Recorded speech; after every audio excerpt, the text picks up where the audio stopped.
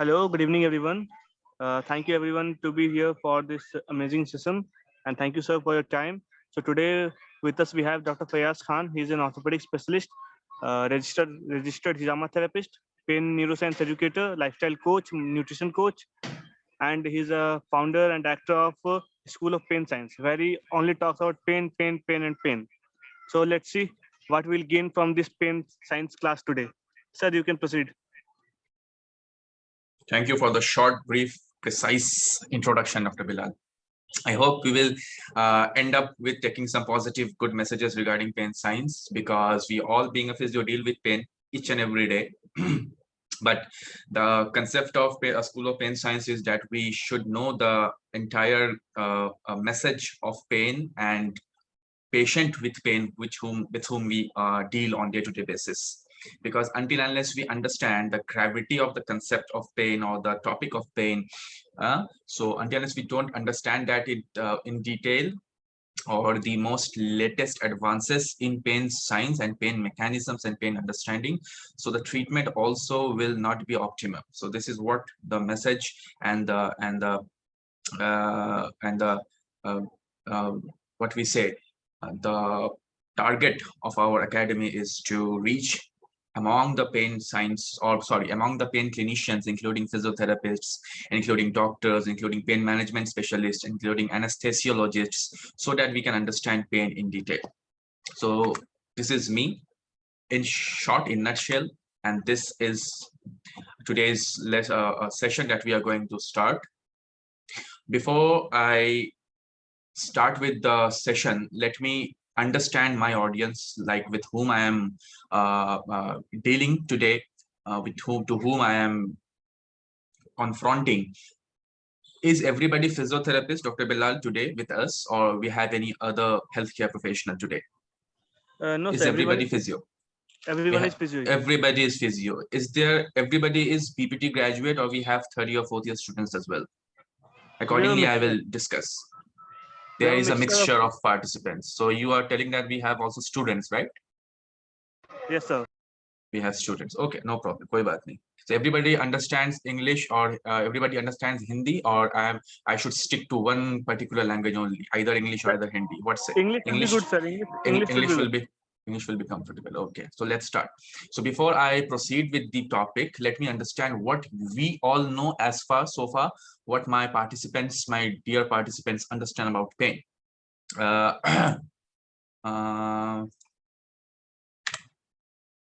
Let me ask you one true-false kind of question so that I can understand what we all know regarding pain. If I say pain, I'll be asking the question. The question will not appear in the screen. I'll be asking the question. You have to just mention in the comment section. Pain happens or occur with tissue injury only. So this is the question. Pain occurs only with tissue injury or any tissue damage. Is it true or false? Yes or no? Just quickly tell me in the question comment section.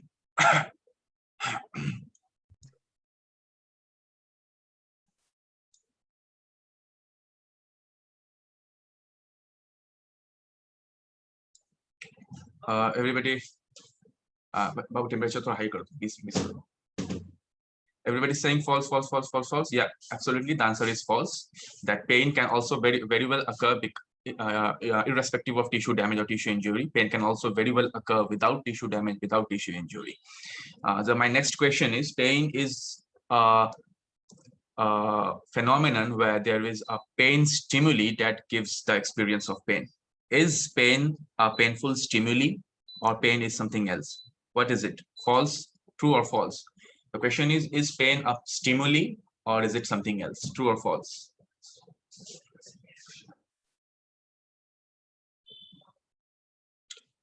I want some answers, at least 5-6 answers. Like, is pain all about stimuli that we receive, that we experience? Are we experiencing pain because of some stimuli that is coming from somewhere, from our body, or is it something else apart from stimuli, or is it pain is or is stimuli just a small part of the painful experience? I'm not getting any answers. I guess nobody's answering. Is pain all about stimuli, or pain is something else? Bilal, are you stimuli is a part of pain? Yeah, pain is something else. Yeah, true. Stimuli is just a part of pain. My third question is pain an objective experience or is it a subjective experience? The last and final question. Is pain a subjective experience or is an objective experience? Like, can we quantify pain or we can't quantify pain? We got two answers who says that pain is a subjective experience. So according to you, we can't measure pain. Three people said we can't measure pain. So if we can't measure pain, folks, so why do we use the pain rating scale on a scale of 0 to 10? If we can't measure pain, that is, if it's subjective, then why do we measure pain on a scale of 0 to 10? So if we measure pain like out of 10, it's 5, 6, then that means it's objective, isn't it? Yes or yes? Or yes or no? Tell me the answer. See, understanding pain neuroscience will take lots and lots of hours. I have 110 slides to show, but I don't think I can complete 110 slides in 1 hour because I just want my audience to understand even a smaller part of pain science, but you should understand it with certainty. You should understand with complete gravity. You should understand the crux of the subject instead of just going through all the 110 slides and getting at the end of the session confused and puzzled. I got one answer, one interesting answer, who says we can measure pain. He says we can measure pain. Someone says, yes, sir, in assessment we use like that. I will not tell the answer. I want you to understand and get and derive the answer from the subsequent slides that I will be carrying forward. So what is pain? Before that, we need to understand what would life be if there is no pain and if a human being get rid of painful experience.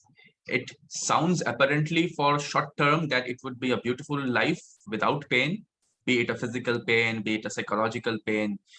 Girlfriend se breakup agar hota hai, so you won't be feeling any kind of discomfort here and here even after you break up from your girlfriend or after getting a huge loss from your favorite business where you earn lots of money.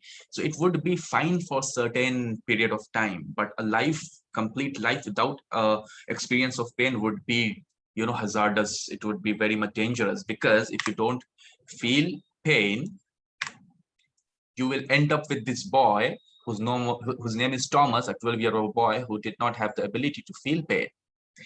He wasn't feeling pain, but let me tell you, because of this absence of pain, which is known as congenital analgesia, he died at the tender age of 35. He did not even cross the age of 35. Why? Because he was not getting pain. So what? Why will he die if you don't get pain? You will understand with the subsequent slides. So why he was not getting pain and why pain protects us, why pain is our savior.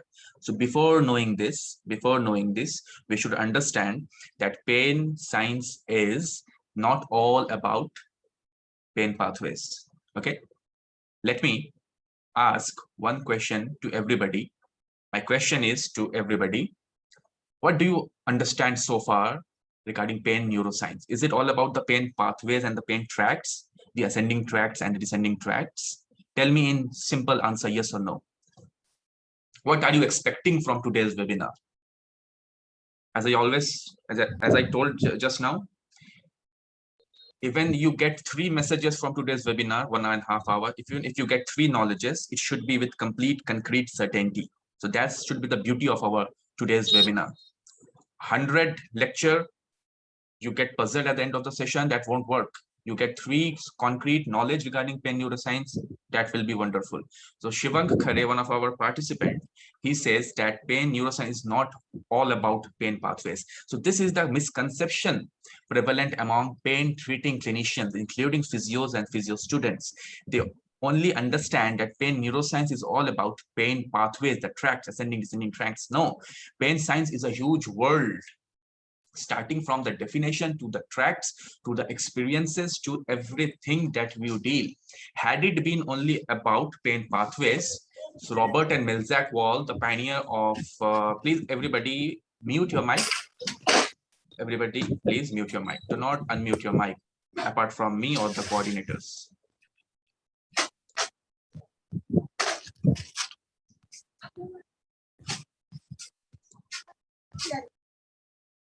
I request everybody to mute your mic. Yeah. If pain neuroscience was all about the pathways, so Robert and Melzack Wall, the most pioneering scientist on pain, would not have written this thick book had it been just about the pain pathways. It's huge book on pain science. So pain science is a lot more than pain pathways. So this makes pain neuroscience interesting. This makes pain neuroscience my bread and butter. This makes pain neuroscience my area of interest in which I'm dealing since 3 years. So it's not all about pain pathways. Yeah. So understanding pain reduces pain. If our patient understands what is pain, just look at the slides. Providing patients with pain education may reduce pain and disability, increasing understanding of pain while reducing fear of movement and activity avoidance, by Adrian Lowe et al. In the year 2013 and 2016. So this is the essence of understanding pain before treating pain. This is my message through my academy, that first understand pain, then treat pain. Otherwise, the treatment will be not justified. Otherwise, the entire process of recovery by the patient, for the patient, in the patient will not be justified. And there would be a lot of deleterious and hazardous consequences if we don't understand pain and we treat it just like that. Pain is a word that is not English. It's a Greek word that means suffering or penalty or punishment. So it's age-old understanding of pain, where we used to understand the pain. Scholars used to understand that pain is because of some kind of punishment that we do in our life. So God punishes us by giving us pain. Okay, so later on we came to know something about pain, that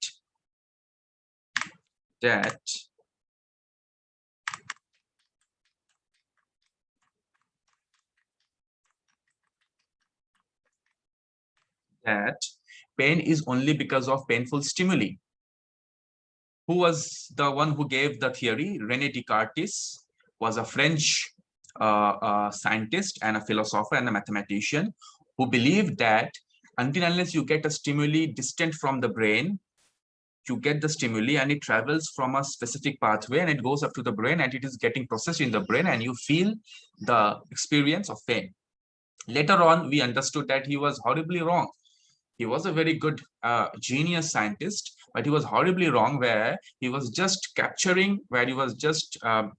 narrowing that understanding and definition of pain only to periphery to center and center to periphery. But now we have understood that pain is not all about from the periphery to the center. Pain can very well be present without any painful stimuli. That is, we call it as nociception because of nociceptors. We will be coming to it. Okay.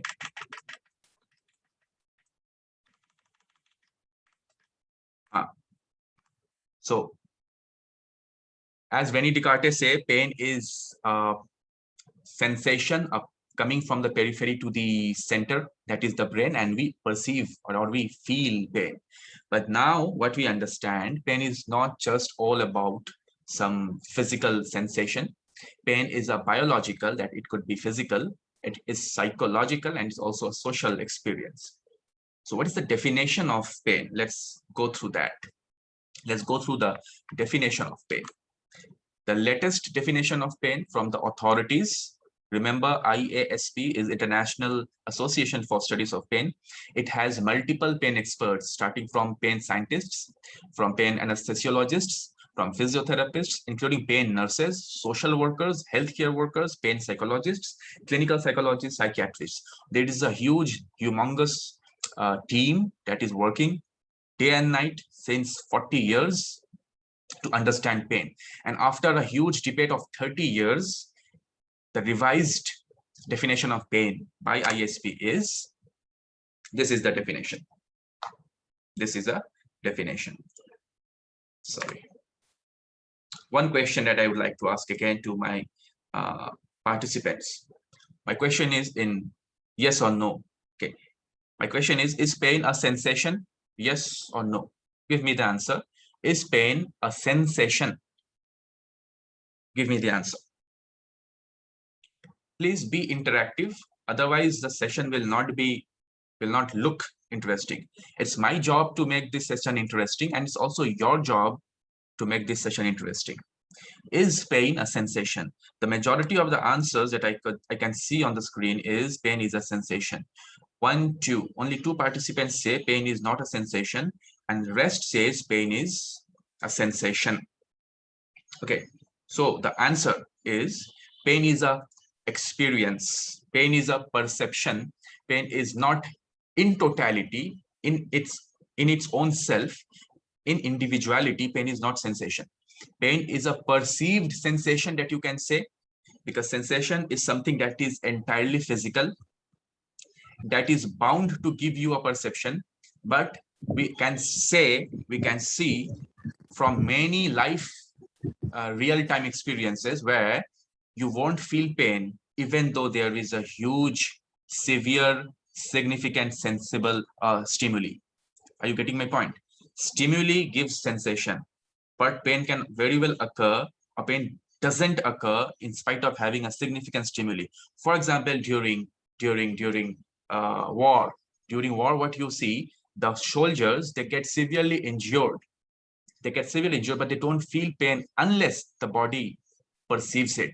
And the body only perceives when the body wants you to perceive. So who is that? What is that will make you perceive pain? Or you make you the perceive the sensation of pain. Pain is a sensation, but pain in totality is not a sensation. It's a perception or a perceived sensation or a perceived experience that occurs only because it wants to alarm you. It only occurs to give you a sensation of threat. Pain is a protective mechanism. It only occurs when the body, when your brain, when your mind wants you to perceive the threat. That is why pain is a protective mechanism. It only occurs when the brain tells you, when the brain wants you to perceive it. Otherwise, in spite of having a huge injury, you won't be feeling pain. Remember the incident of the Norwegian labor worker or a laborer who got hit by a nail on the middle of the toes, and he was that pierced his boot, and it pierced his boot, and he was having tremendous, excruciating, debilitating pain, and he had to rush to the hospital. And in the hospital, he was given the morphine and local anesthetic drugs. In spite of those drugs also, that are severe painkillers, he was not having any relief in pain. So later on, they tried very hard to remove the boot, and on the removal of boot, what they saw, the nail did not even pierce or touch the toe. It was in between of two toes. Just pierced the boot. So in absence of any nociception or injury or trauma, patient or that Norwegian laborer, he was experiencing pain. So this incident happens with thousands of people on day-to-day basis. So this incident, or this kind of example or metaphor or story, tells us that pain is not about some sensation, or pain will not only happen when there is a kind of stimuli or painful stimuli that is present. That is why go through the ISP revised definition of pain. It says that pain is an unpleasant sensory and emotional experience. Nowhere the definition says that pain is a sensation. Pain is an experience in which you get sensation, because of some stimuli, or may not because of some stimuli. Does that make sense? Pain is a protective mechanism. If the body is not ready to give you that threat, you will not be having pain in spite of some bulldozer or a hot fire touches you. Definition of pain is expanded upon by the 6 notes. That is very important to understand. Pain is always a personal experience. It is subjective. It is very private.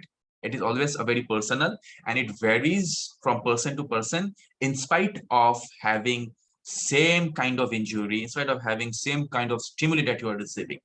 So by this slide, number 1, I would like you to share some experiments that has been done by Professor Lorimer Mosley, by NHS, National Health Scheme in London.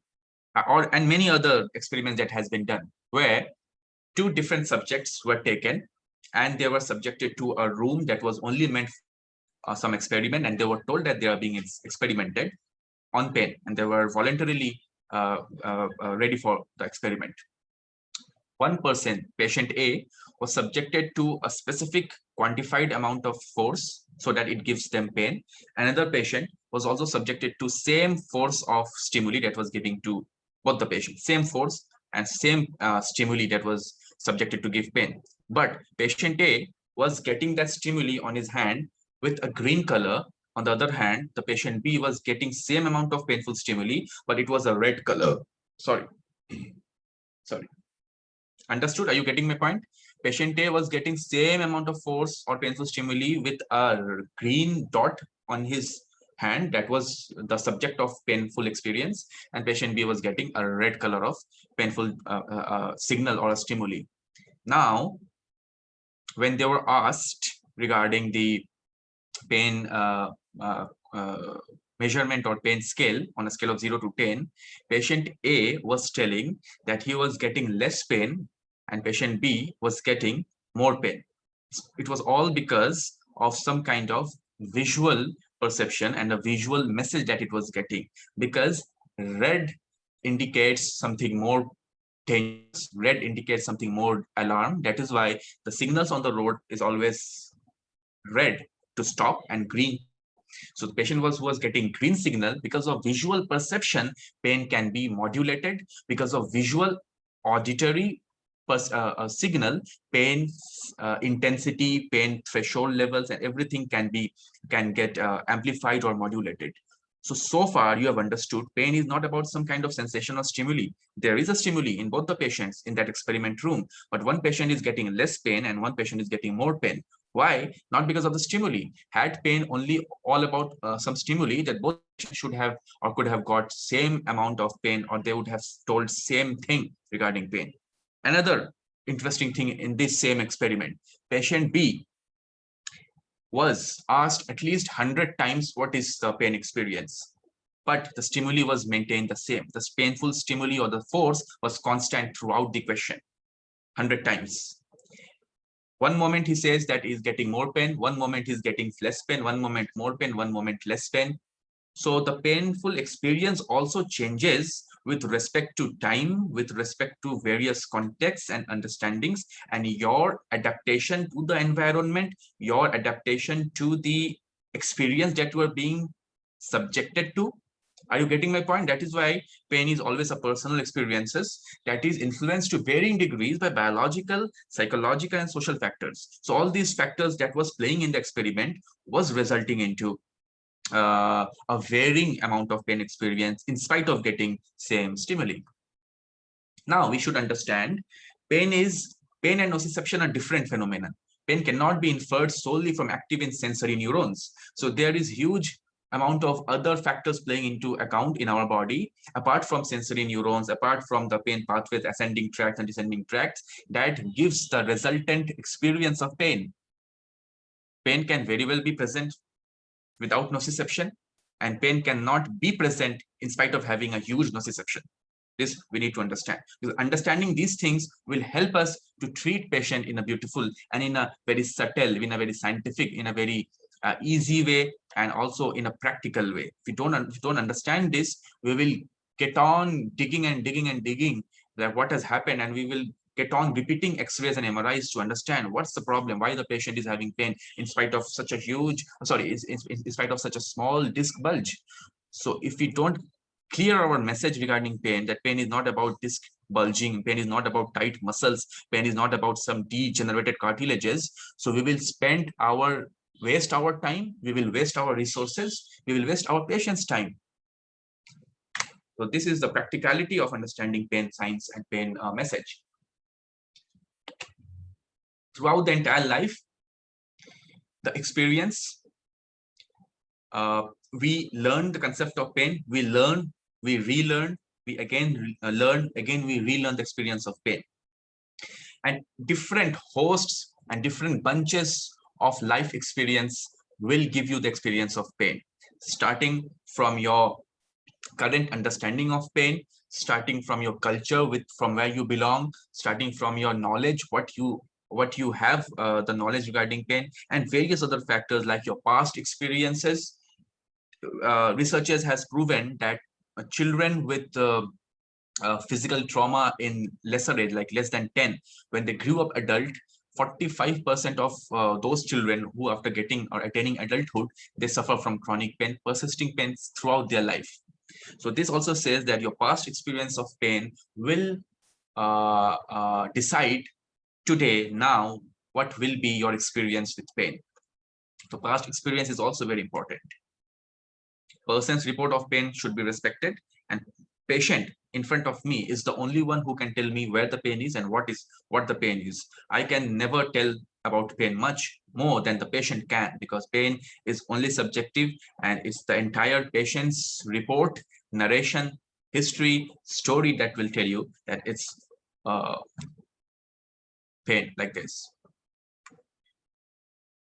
Another interesting myth busting, another very mind boggling concept: there is nothing called pain signal, there is nothing called pain message, there is nothing called painful stimuli.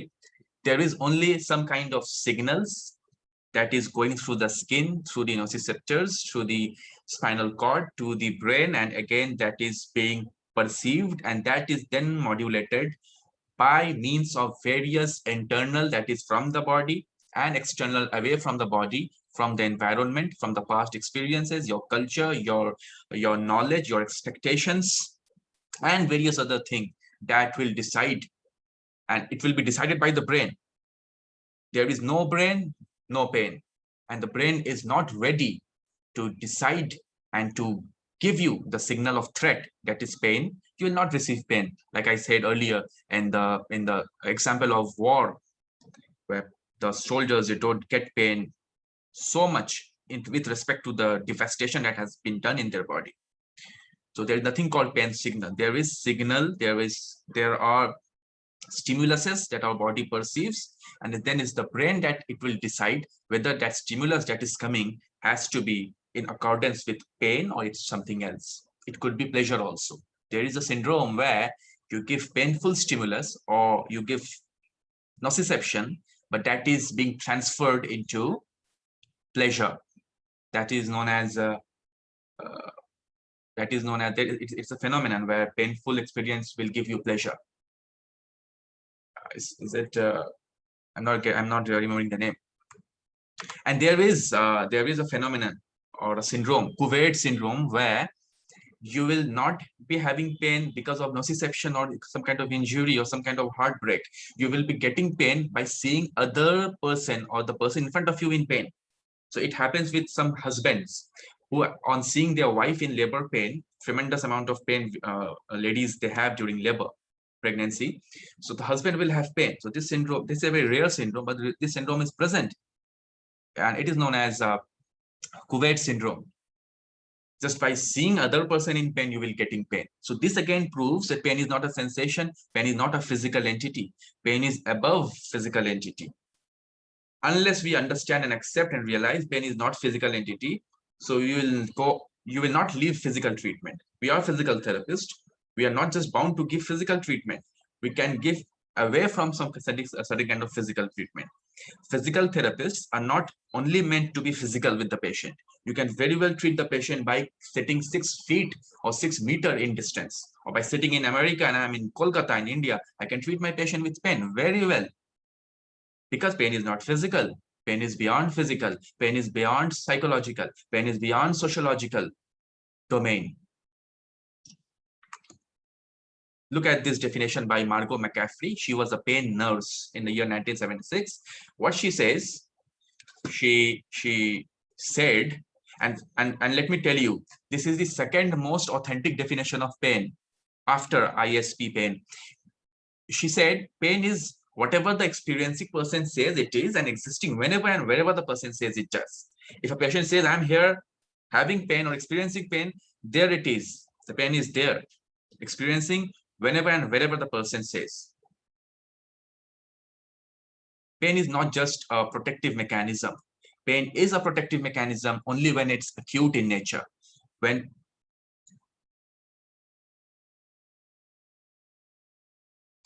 There is a question from Akash Basu. We will deal with it later on because coordinator said that we will be having question answer session at the end of the session, right?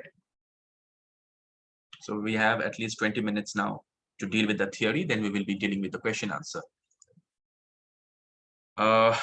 As I said, pain is a protective mechanism. So it has a purpose when it's acute. For example, I am walking and I fell down. I will be having pain because of that nociception. What will happen during nociception? There are certain nociceptors in our body. Suppose I fall down with a twisted wrist. There are certain nociceptors in the skin, in the body. So they all will be getting activated, and immediately the primary efferent neurons will get alarmed, and it will get activated. Immediately, it will start secreting certain excitatory amino acids, EAA. The EAA, what are they? The bradykinins, the serotonin, the cortisol,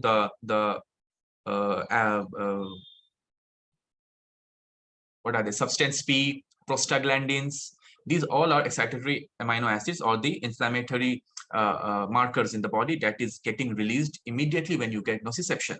But does that mean after its secretion, you will get pain? No.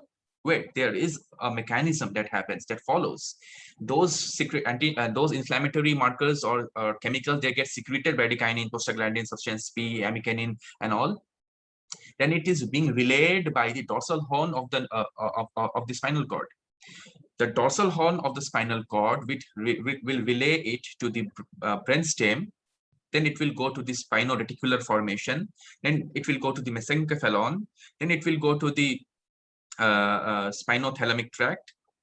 Then spinohypothalamic tract. Then to the spinothalamic tract. Then to the thalamus. Then from the thalamus, it will be modulated. Then it will be perceived.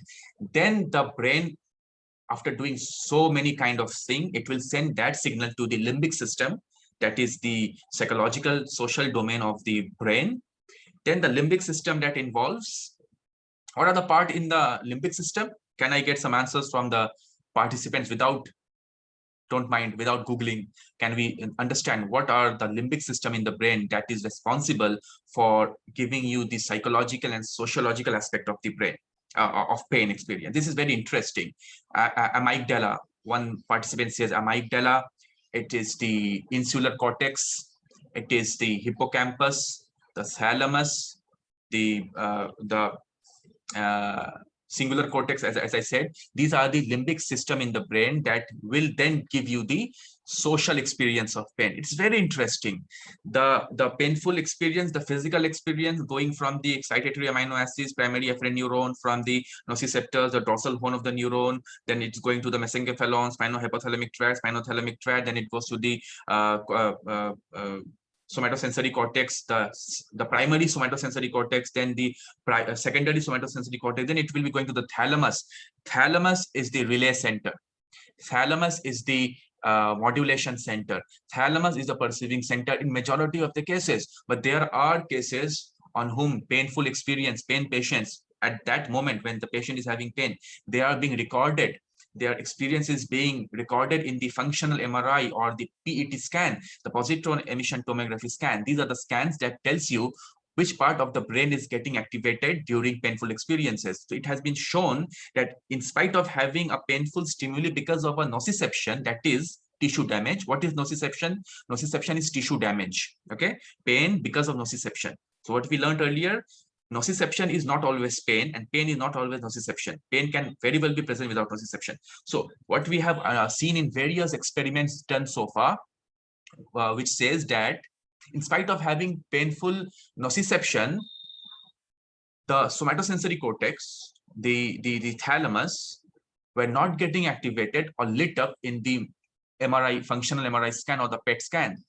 Rather, the amygdala or the limbic system or the hippocampus or the hypothalamus was getting activated. That is, the entire physical sensation, the physical domain was silent. It was numb. It was shut up. Rather, the social, the psychological part of the brain was only dealing with that experiences. So what happens in certain kind of in such kind of cases, the physical understanding of the pain is so less. In spite of having huge amount of physical stimuli or painful stimuli or damage, you are only having a mild amount of pain because only the psychological and the social domain or the region of the brain is playing into account. So this is a very interesting concept. So what I said earlier, pain is a protective mechanism. It will only occur when your brain, when your body wants you to understand that you are under threat. Kab tak? Up to when? How long? There is a certain amount of period where even after tissue healing, for example, a minor ankle sprain, a ligament injury in the ankle, you will be having pain unless and until your body starts to heal. What we see after 14 days, 15 days, maximum 20 days, in spite of having mild to moderate ankle injury, you don't feel any pain. But researchers says that ligament injury requires at least 4 to 6 weeks to complete heal itself. If tissue damage or tissue repair is synonymous to pain, so the pain should persist unless you are healed 100%. But we see by experiment, we know by scientific experiences that pain stops within 7 days, 10 days, 14 days. But the moment pain experience persists after tissue healing, there is no purpose. Pain has a purpose. It is going to be there in your body unless it wants you to understand that there is something wrong in your body. You need to take rest. You need to take care of your injured part or painful part. You need to take medication. You need to undergo physical therapy. You need to undergo chiropractic, osteopathy treatment. But the moment it is persisting beyond the tissue healing period, then that's a menace. That's a problematic thing. So that is now called chronic pain. The pain that persists beyond tissue healing. The pain that persists without purpose. The pain that persists to make you suffer. So that is known as persisting pain. Rather, it's chronic pain. So this is why if you say pain is not a disease, yeah, pain is not a disease. Pain is a symptom of a disease. Pain is a symptom of an injury. Pain is a symptom of a systemic disease. But acute pain is not a disease. But chronic pain or persisting pain is a disease. And it is an irreversible disease. It's an incurable disease. What I'm not saying, Faiyaz Khan is not saying, WHO is saying, the authorities are saying, chronic pain or persisting pain is a disease in its own right.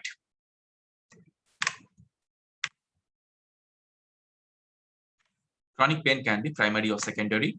Chronic pain refers to pain that exists despite of complete tissue healing, but we have come to know this. Biological, psychological, spiritual, environmental, social factors. I have covered everything, okay? I have covered everything. These all are the factors that will result into pain. You cannot separate a single entity from pain experience. You cannot separate biological domain from psychological and social domain. You cannot separate social domain from the psychological domain. Every domain is existing with complete certainty, with complete existence until unless you have pain. Until you have pain.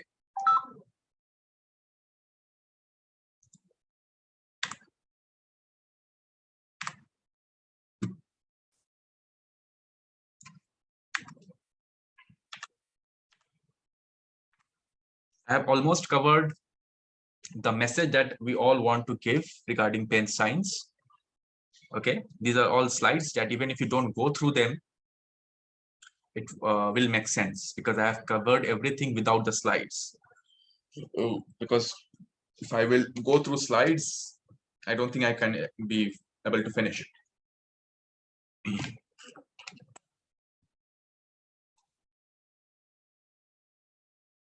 Pain is a survival mechanism.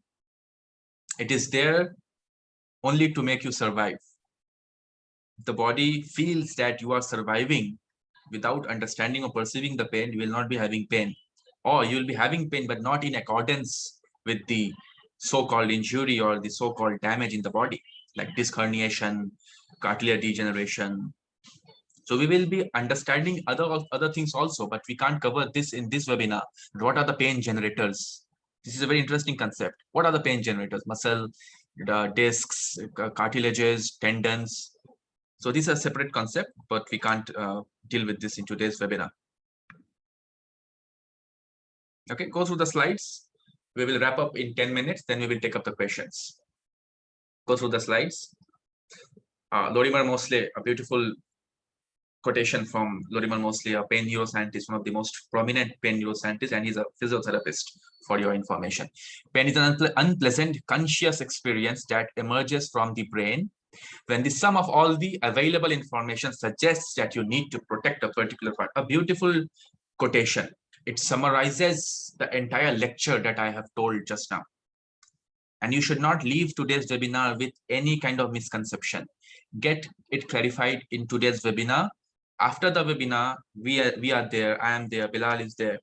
And my group, School of Pain Science, my academy is there. My email is there. You are most welcome to ask your queries. Get it clarified. Get it clarified. Because I always say a request, do not treat patient unless you realize and understand patient. You might fail to give your patient 100% pain relief. You might fail to give your patient 100%. You might fail to stand up to the patient's expectation. That is, the patient wants a complete cure from a slip disc. Slip disc never gets cured 100%. Persistent pain, chronic pain, fibromyalgia, rheumatoid arthritis, osteoarthritis, chronic regional pain syndrome, phantom limb pain, ankylosing spondylitis, migraine. I have told just now 7 to 8 names, and there are more names than these. You cannot cure these kind of patients. These are persistent pain patients or cases, chronic disease or chronic pain, sorry. But if you manipulate the expectation of the patient, but if you modulate the experience of the pain in the patient, you can help the patient a lot. It's only the patient expectation and knowledge that leads to devastating consequences and results, because the pain is there because of lots and lots of issues in the body: poor health, poor sleep, poor mental status, poor anxiety level, poor hydration status, poor bone health, poor cartilage degeneration, disc bulge, and this and that and this and that. 15 different kinds of reasons are there. Poor pain experience in the past also there, poor traumatic experience in the past is also there, and the patient is yet expecting the physio, the doctor, the pain specialist to get it done, to get rid of the pain. Unless you make the patient realize the reality, if the patient realizes the reality that certain pain is there to persist, then the patient will be having a different life scenario. Believe me, the patient will be having a different life scenario. If the patient accepts the pain, in many cases, like rheumatoid arthritis, migraine, and all these and all, just the names I told before, you cannot cure it.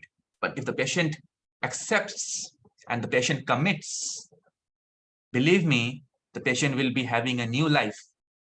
Punarjanam hoga patient ka, if the patient accepts and commits to it, that I am going to look into each and every matter that matters, my pain experience. The patient will be having less pain intensity, the patient will be having less pain frequency, less pain severity. Believe me,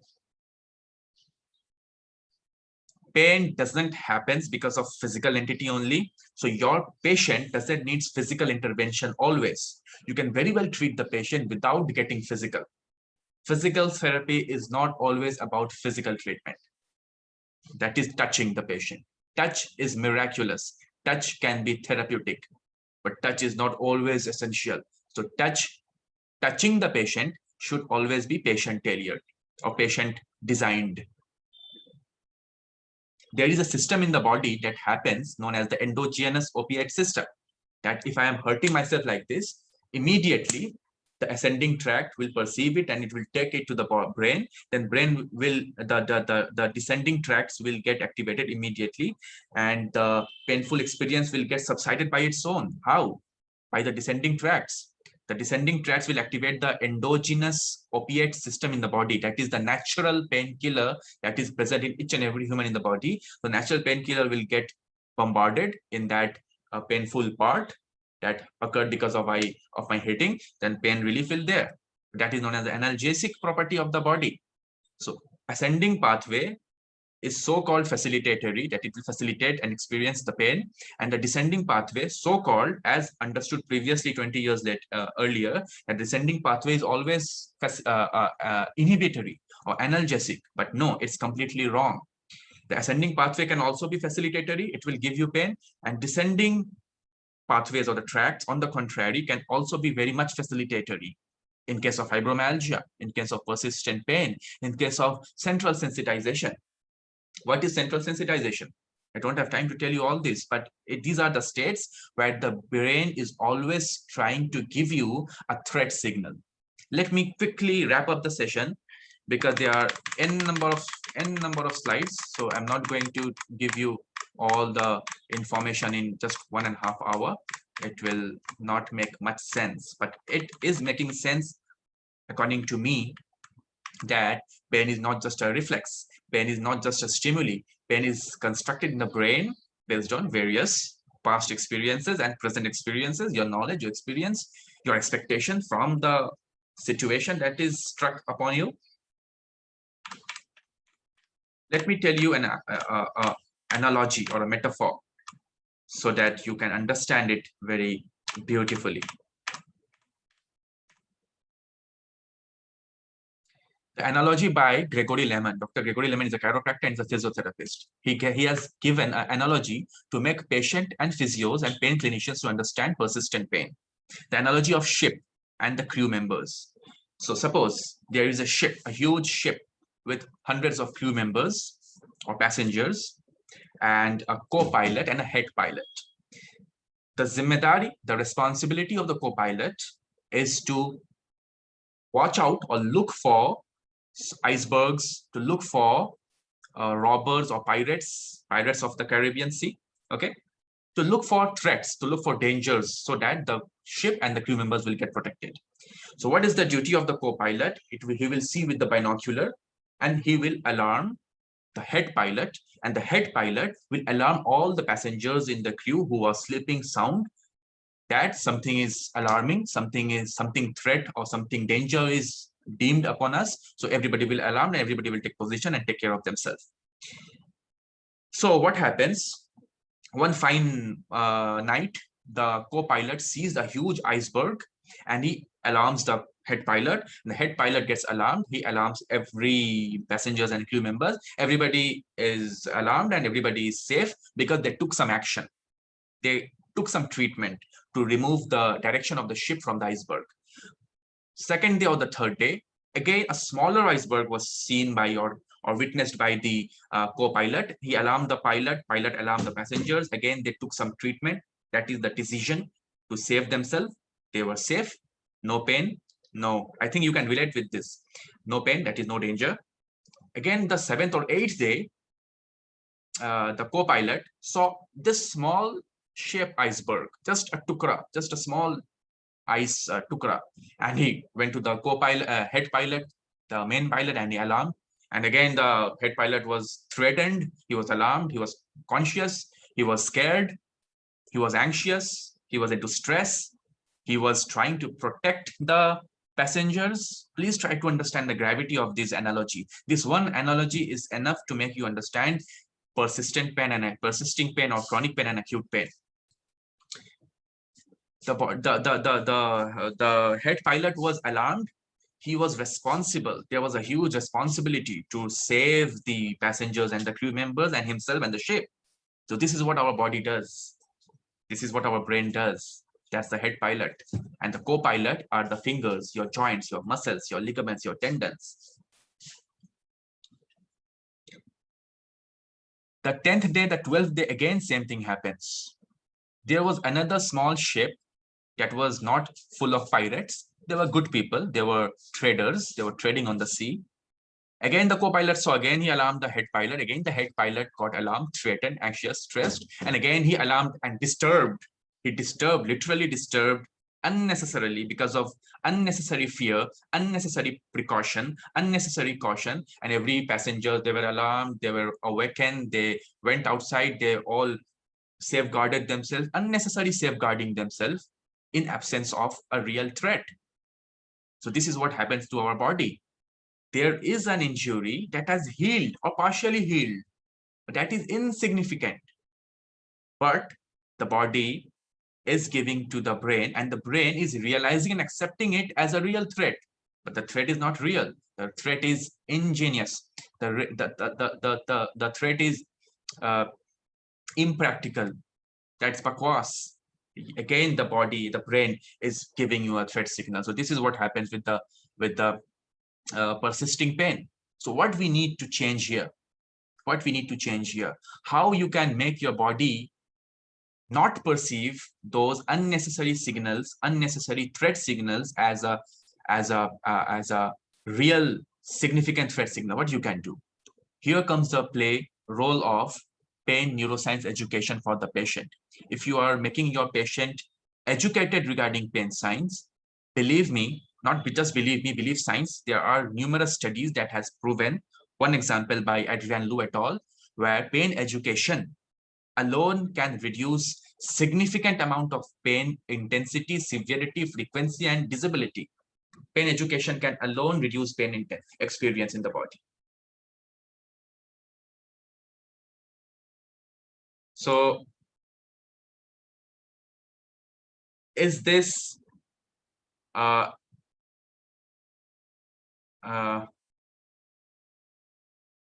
is the message clear? Is the message clear? Because 1.5 hours, my dear, is not enough to tell you everything. I have left many things, but don't worry. We can keep another. We can keep another webinar. Or we can, because I am into constructing a course for fellowship in pain neuroscience. I'm into it. I am working on it since 3 months. So I'm making this course. Probably by the end of this year or in a couple of months, I can come up with this fellowship in pain science course, because understanding pain will make you treat patient what the patient wants, what not you want, or what the patient wants. What the patient wants, okay? What the patient wants, not the patient. If the patient tells, give me cupping therapy, you're not going to give it. No, this is not a kirane ka dukan. This is not a grocery store. Patient tells, manipulate my neck joint, it's very stiff. I'm not going to do that. I'm going to screen you. I'm going to understand your pain. I'm going to give or take a history taking. I'm going to educate you first regarding pain, so that you don't keep on coming to me every 7th day for neck manipulation. Our body is beautiful. Our body is ready to perceive pain, and at the same time, our body is also ready to diminish it, to reduce it, provided I and you, that is the patient, understand pain first. 6 miles of running. How much distance is 6 miles? 6 miles is approximately 10 kilometers. 6 miles of running naturally produces 10 milligram, freaking 10 milligram of morphine, voluntarily, naturally. One of the strongest painkiller that even subsides gunshot injury, gunshot pain, and stabbing pain and knife pain.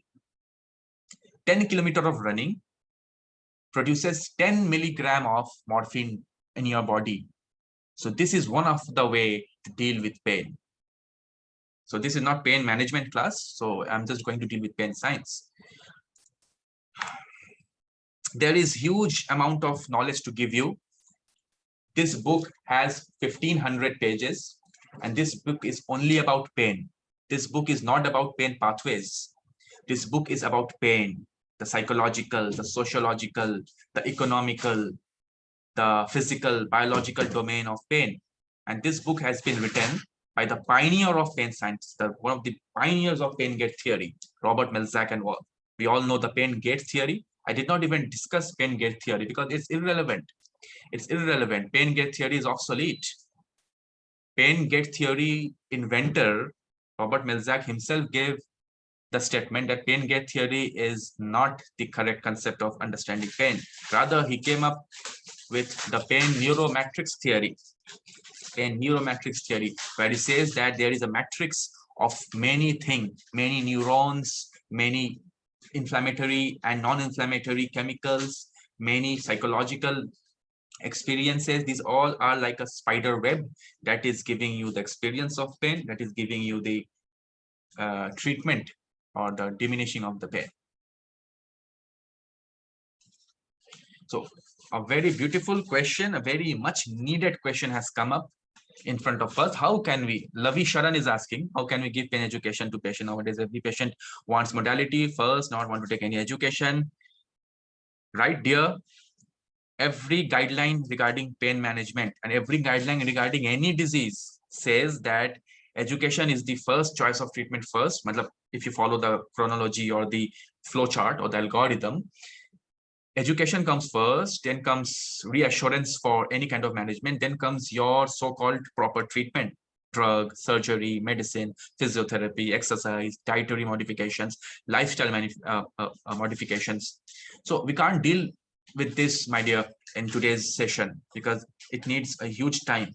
And a speaker like me who gets lost during talking and can't keep track of the time, can't finish it up in 1.5 hours or 2 hours even. It takes 4 to 5 hours at stretch to discuss aram se and calm and compose in a calm and composed way.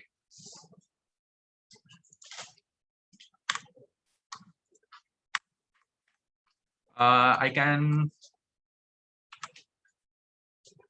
let me see if I should add something more interesting today, because there are acute pain, chronic pain, I told you, you have understood so far, because it's not just the number of days that decides a pain as acute or chronic. It's much more than that. Apart from number of days, your purpose decides whether a pain is acute or chronic. A pain without purpose is a chronic pain. A pain with purpose is acute pain. That is just to give you a threat signal that you need to protect and you need to take care of your body part that is giving you pain. And if that threat signal persisting beyond when everything is okay, that leads to proper disastrous menace and suffering that is known as the persistent or chronic pain. Pain can be mechanical, pain can be inflammatory, pain can be ischemic when it comes to nociception. What is nociception? Pain because of tissue damage. It could be mechanical, it could be inflammatory. Take the screenshot. You can take the screenshot. I have taken this from Modern Pain Care, a wonderful team by Dr. Jared Hall and Mark Cargela from USA. Pain can be nociception pain can be mechanical, it could be inflammatory, it could be ischemic.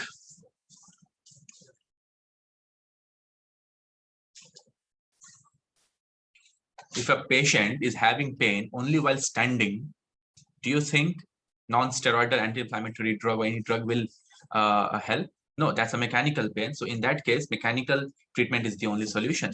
Either you take rest, don't load, or just do that something that will reduce the load, modify the joint position, something else. If the patient is having pain because of ischemia, like we have in fibromyalgia, like we have in muscle tenderness and something like that. So in that cases, there is vascular pathology, mechanical treatment will not work. In case of vascular pathology, mechanical treatment will not work, physiotherapy will not work. Suppose in fibromyalgia, wherever you press, wherever you touch, it's painful. So that is known as allodynia, presence of pain in absence of a significant painful stimuli. Even if you are wearing a tight cloth, it will hurt you in fibromyalgia and many other cases. So there, painful stimuli, that is, pain experience when you touch it. Even you touch it without pressing it hard, you will be having pain. So that painful muscle is there apparently, but the pain is not coming from the muscle. Pain is not at all coming from the muscle. Pain doesn't arises from tendons, degenerated cartilages, or joints. Pain will only arise when your brain, after collecting every information, then only it will happen, otherwise it will not happen. You take two patients, same age, same comorbidity, same leg, but medial joint line tenderness, as we find very common in osteoarthritis of the knee. Same patient with same severity, same pain while walking, while sitting, while cross-legging. But one patient, patient A, when you touch the medial joint line, it will be severely tender. Ouch! But in the second patient, it will not be tender. Had joint pain be because of joint itself. So both the patients should experience pain on palpation. But one patient will be very much present with severe pain, but there will be no joint line tenderness. Joint line tenderness is not present in each and every severe knee osteoarthritis. So forget about joint pain, muscle pain, this pain, that pain, tendon pain. No, this doesn't occur. These all are certain misconceptions. Apparently it could be muscle pain. Apparently it could be joint pain, but pain doesn't comes from certain joints and certain muscles.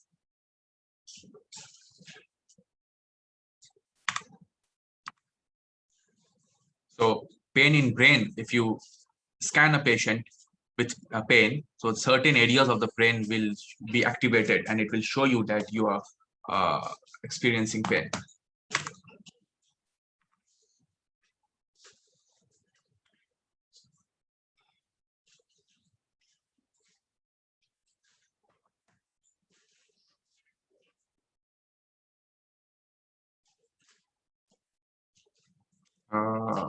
Dr. Bilal, I think we should wrap up, because even if my audience understands everything that I've said in 1.5 hours, don't go with the slide, please. So this is the drawback of education system. If we are only focusing on slides, and if you want slides, give me the slides, give me the slides. Take the information from wherever authentic source you can find. Okay, don't bother about the slide, because let me tell you very honestly, I haven't finished the 110 slides, and I won't finish, because if I finish it, it will take 3-4 hours. Because there is a lot more to say regarding pain, stages of tissue healing, different parts of the. I have included this. I have included this. Pain is individual, variable, complex, context dependent, adaptive, unique, and subjective. These are the nature of pain. If your patient sees this presentation, what we say, infographic, take the screenshot, take out the printout and paste it in your clinic, or carry it in your mobile and show the patient. If the moment patient says that patient next to me got better in 7 days with same treatment, why am I not getting better with same treatment, same problem? Educate your patient.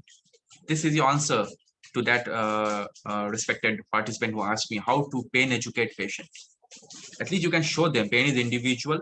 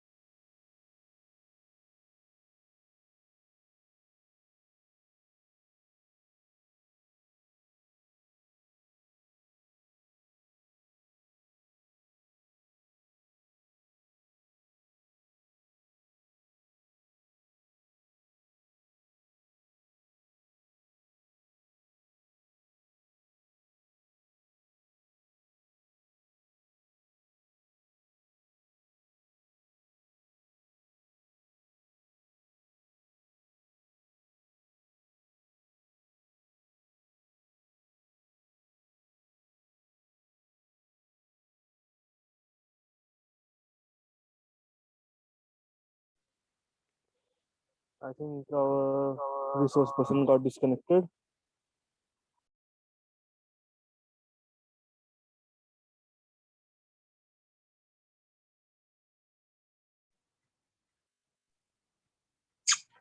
Okay, he's trying to come with his mobile phone. Okay, so then after that we'll wrap up the session. So if you have any questions, you can just type it down, or you can unmute yourself and ask. Okay.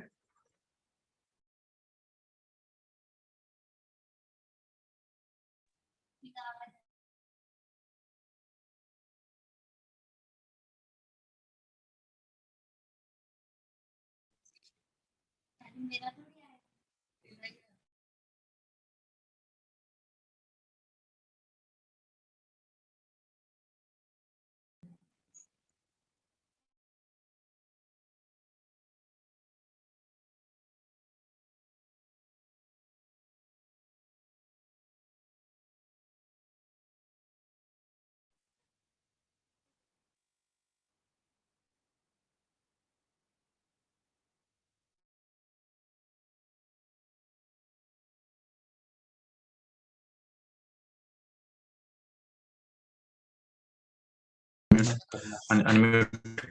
Dr. Bilal, I have joined back. We are facing power cut here. So I have joined my mobile data with my laptop. So I can resume with the lecture now, but I will be switching off my video. Huh? I will be switching off my video and I will not be sharing the screen now. I'm sorry, I can't. I can. Why not? Okay, sir. I have made you co-host. Where is the screen? I should get a feedback from the participants whether they are understanding the crux, the message, the gravity of the lecture. If I am unable to deliver the message to the participant, I would regret highly and I won't be able to sleep tonight. I want every participant to understand the gravity of today's lecture and go home. And next you can ask me questions to enhance your understanding. I want So in today's feedback, Dr. Bilal, yes, from the. so in today's feedback form, I will leave a question to write any 3 points that you learned from today's webinar. Okay. And that will be shared with our resource person.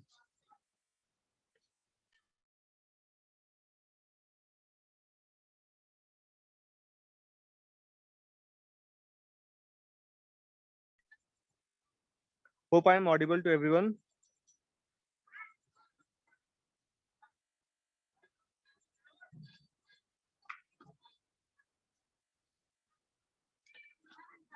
Okay, in the feedback form, we'll be adding 2 questions today. Okay, so first will be any 3 points that you have learned from today's webinar, and second question will be, are you interested in learning more from our resource person, Dr. Faiyaz Khan, like any fellowship program that he's coming up with?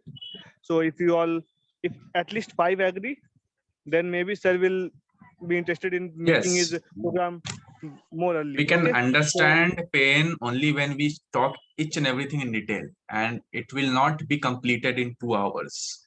If you are understanding it in detail, it will take minimum 8 to 10 hours to understand it in detail.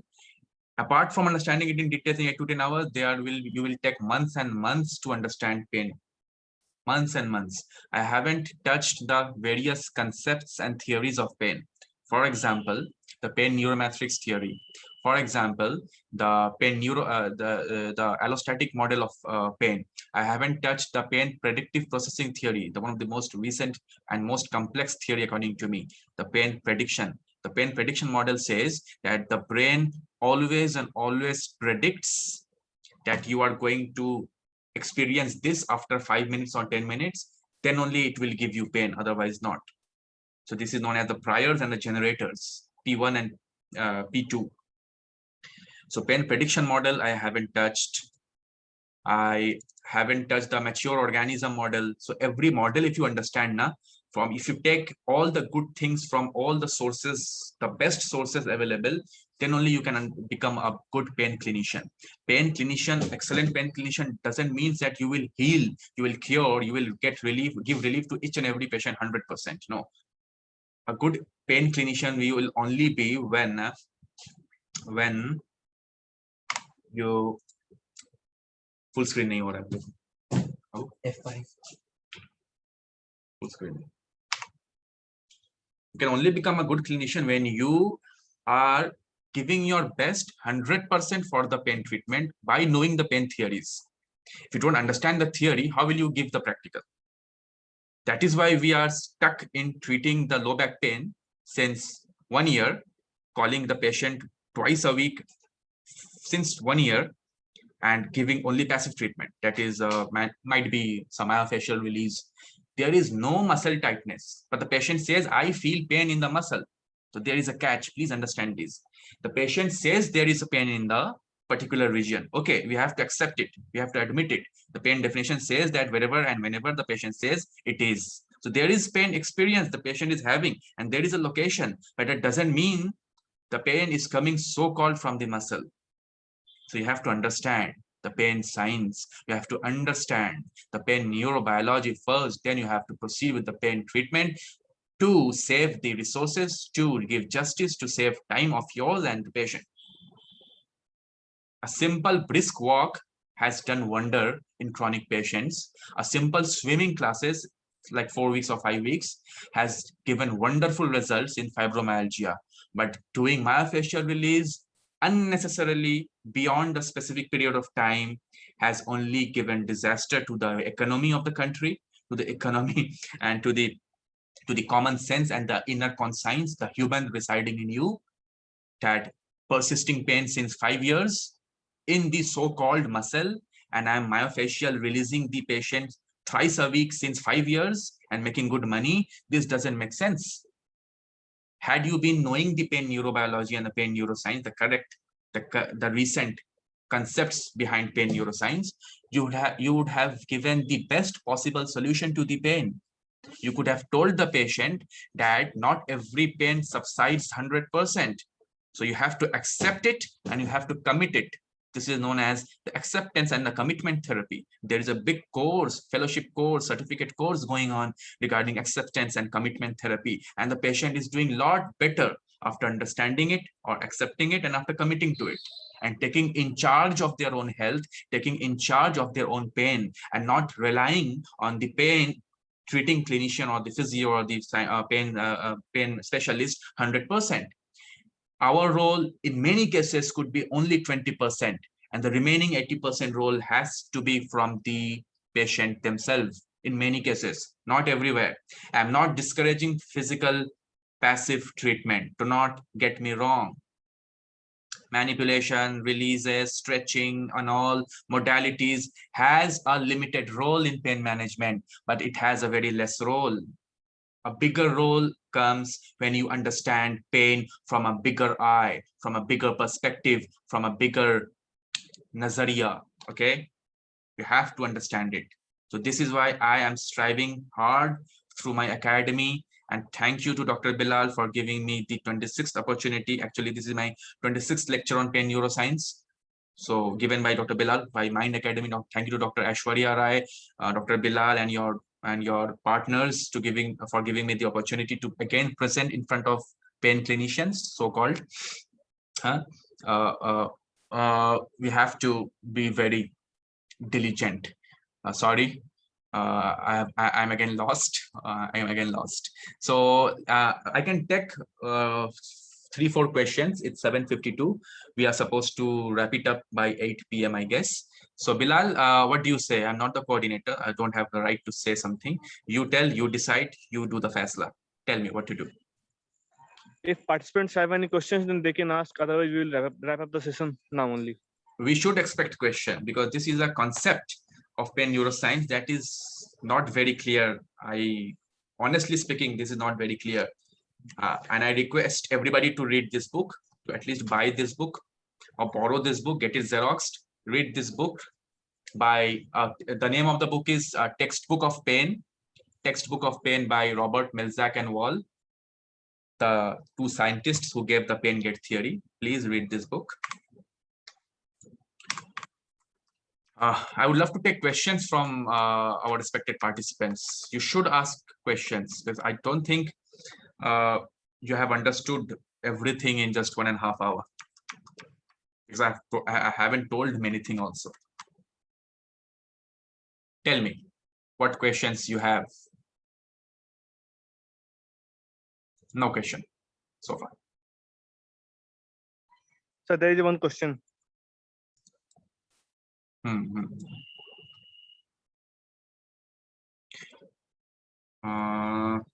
Akash Basu asks, so pain can also be a wrong perception, absolutely without any kind of physical sensation. No physical sensation, but there is pain. So how can it be wrong? If there is pain, it has to be there, and it is a correct sensation. Don't get it wrong. Don't misunderstand it. Experience of pain is true. You cannot fake pain. You cannot demarginalize or demoralize pain. A painful experience without physical sensation is absolutely a correct perception, but that means there is not any physical entity involved or physical cause involved. Rather, there could be psychological, sociological, or some kind of non-physical aspect related to the pain. Are you getting my point?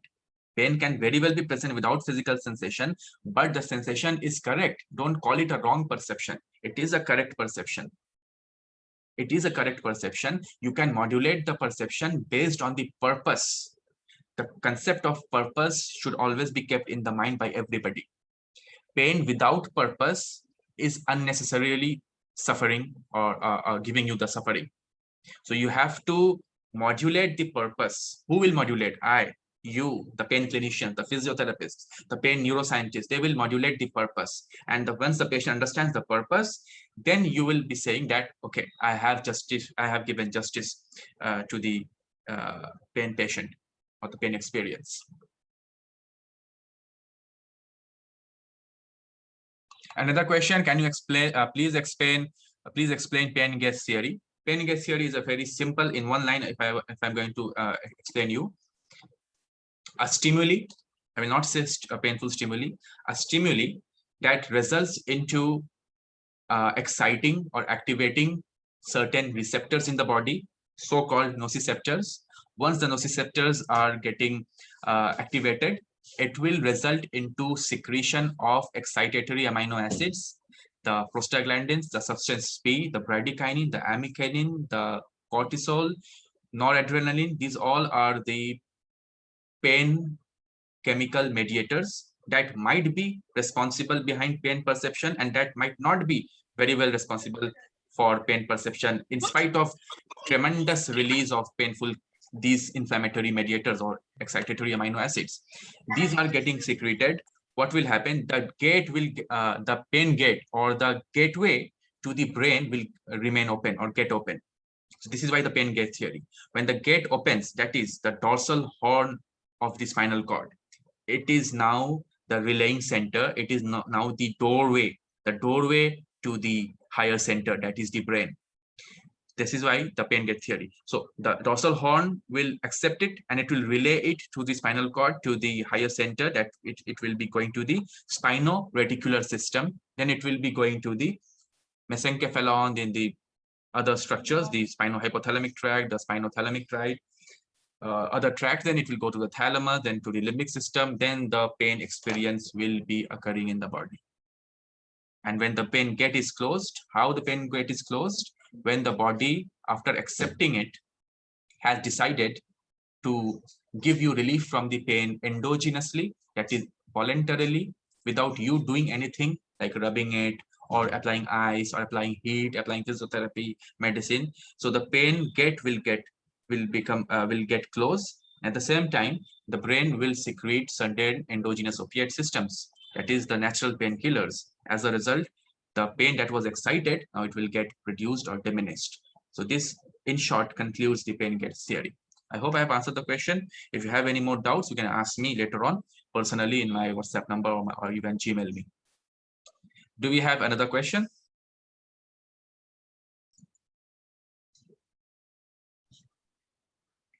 Excuse me, I am having my tea. We don't have any questions. So thank you very much for this amazing session. And thank you all the participants. And kindly fill the feedback form.